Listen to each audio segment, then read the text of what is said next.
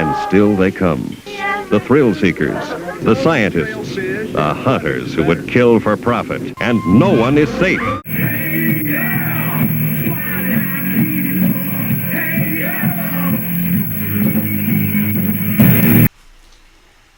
Hey everybody, Mike Wolfer here. This is Graphic Tales, a YouTube show for comic book creators, comic book publishers, comic book readers, and anybody that can sniff out sweet investment potential. First thing I want to do is to apologize. The last few episodes, the camera, you may have noticed, was shifting right and left throughout, and it was really kind of distracting. And I want to explain that.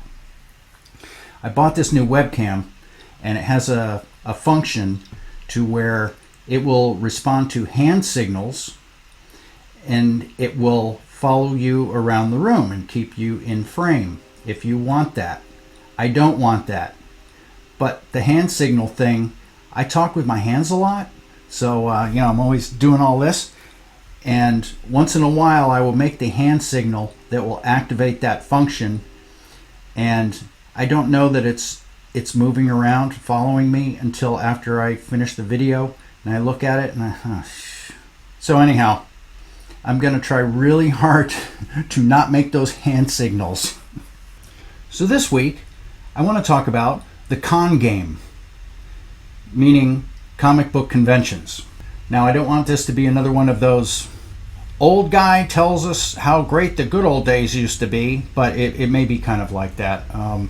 I've been doing conventions for many, many years.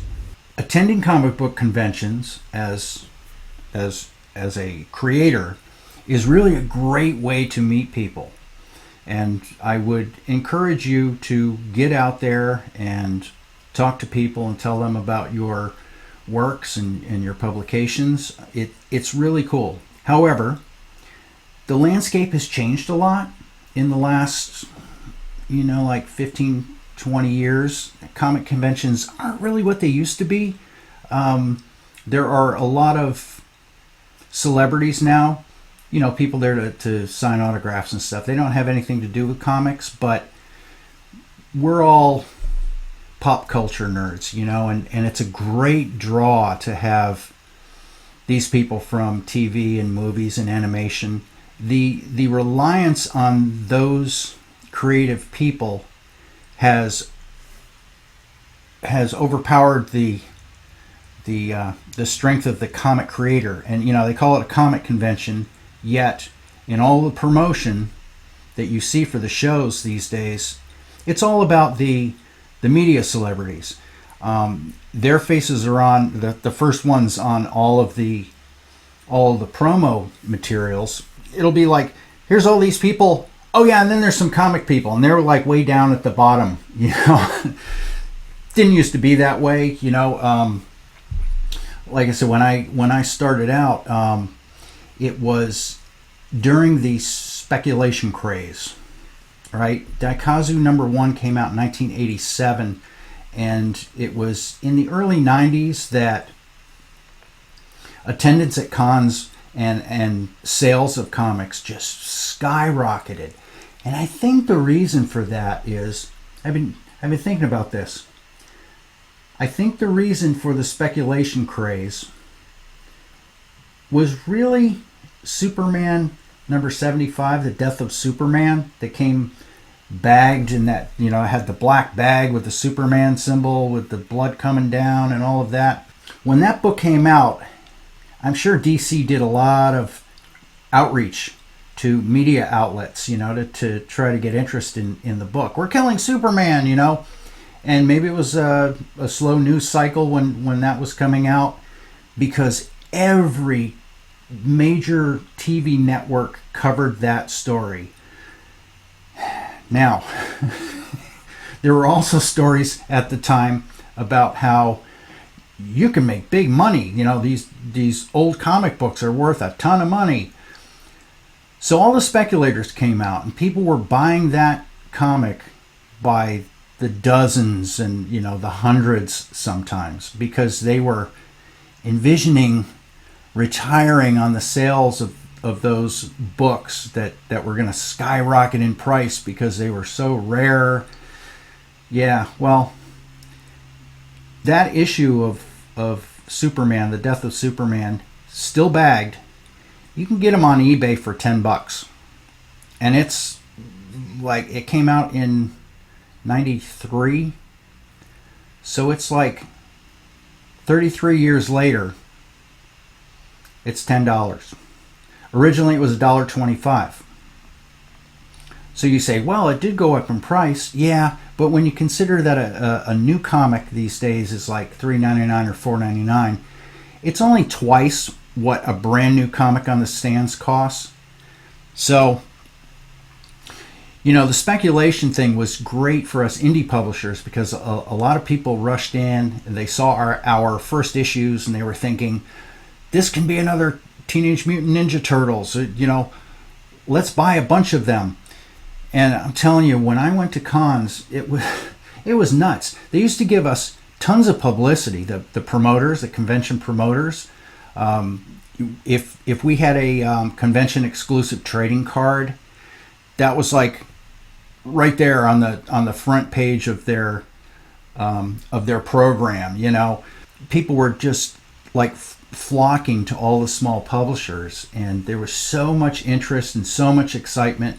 It was really cool, and I know that a lot of that was just due to people thinking they're going to make some money off of this stuff that they're going to pick up for free, the free promo cards and stuff. But while they were there, they would buy books. And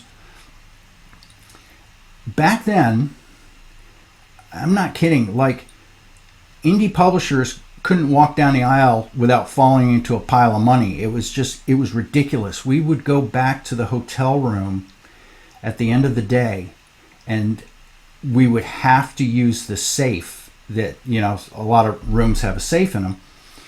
We would have to. And we would just be like pulling like gobs of 10s and 20s out of our pockets and just like piles of money on the bed, like for real, like just dump all the money out and put it in a big pile and start counting it up and put it in the safe. It was crazy. And something happened. I don't know what happened, but I think all the speculators left. I think that was one factor. And I think the other factor is the media guests. While I do have several friends who are media personalities and they do conventions regularly, and that's a part of their income. I'm not saying they should not be at conventions, but what I'm saying is, if you're calling it a comic convention, you should promote the comic book creators. But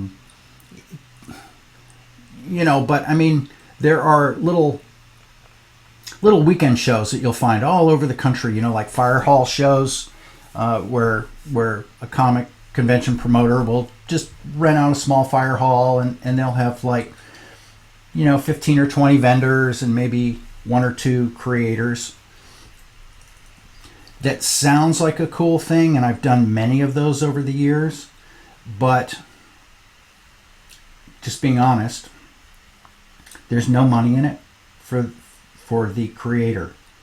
I've done a ton of those, and honestly, we sit there all day, don't sell a thing, and like people don't even stop and talk to us. I end up spending money walking around all day long buying stuff from the vendors, like, oh, hey, look, they've got old Creatures on the Loose, and like, oh, I need that issue of Fear. We end up spending more money than we make. I've done Baltimore Comic Con a few times in the last maybe like 7 or 8 years, and the last 3 that I've done made nothing. Like sold one convention, sold nothing. One convention I sold 2 books, and one convention I sold 1 book. And you know what the snack bar prices are like at Comic Cons. That's lunch. That doesn't include the gas money or whatever money you spent to create displays and things like that. It's weird. So so what I'm trying to say is, if you're going to do Comic Cons, That's great. You should if you can do it, but try to keep your expenses down and don't envision, a ton of money coming in and a lot of interactions. I haven't experienced it since the 90s. We stand there all day and just look at each other, and it's weird. So I just want you to have a realistic idea of what to expect.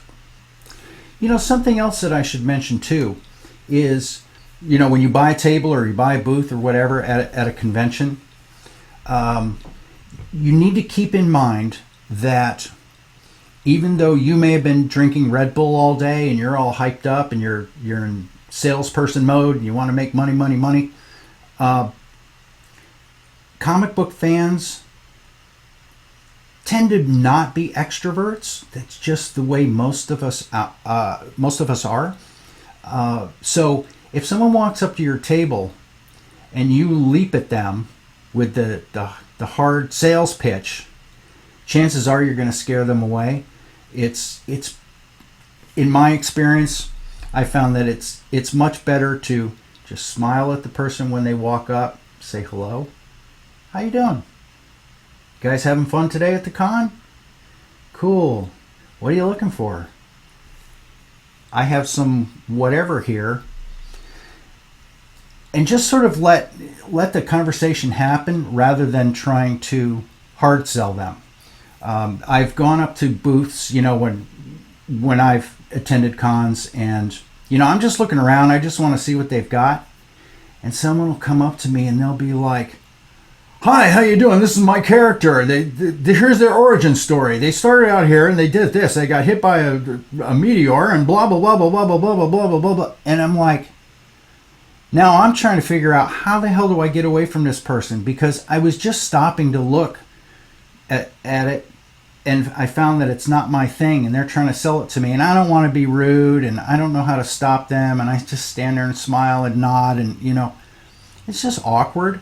So you do whatever you want to do. If you want to do the big sales pitch for everybody that walks up, that's fine. But for me, I found that the quiet, gentle approach usually works better, at least for me. And while we're on the subject of the quiet approach, sometimes people setting up an artist alley or even at booths, they will have maybe a CD player or a TV set up playing a DVD or something like that. They spent money to create this really cool animated commercial or whatever that has music, and it's like bum ba ba ba, and it gets people to stop and look. Something you need to consider is that you have people around you who are going to be there all day long for the entire weekend. You're going to have other exhibitors all around you.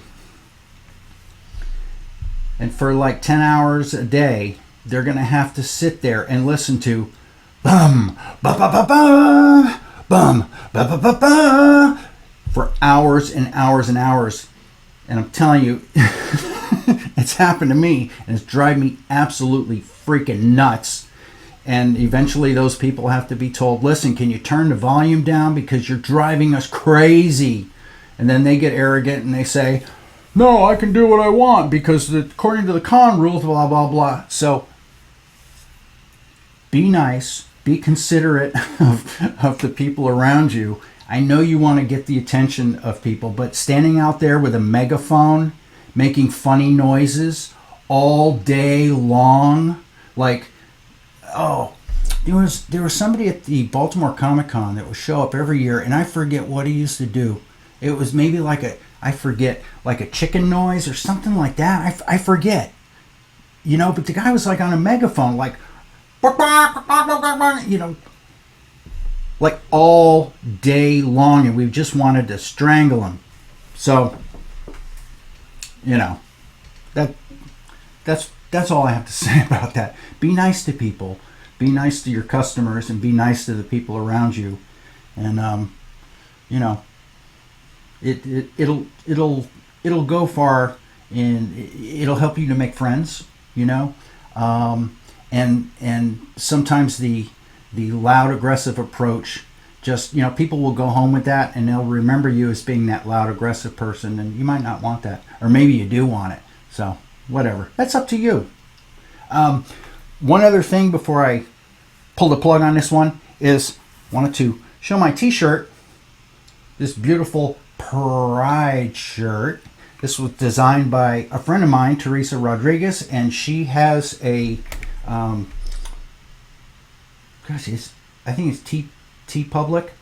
Anyhow, I'll put the link below, and you can see the other designs that she does. But I love this shirt, fantastic. So that's it for this week. Next week we're going to be talking specifically about paper. I know that sounds boring, but it's really important. If you're a comics publisher, there are questions out there about paper. So I'm going to talk about paper. You're not going to want to miss this one, kids. So thank you very much for watching, and I'll see you guys next week.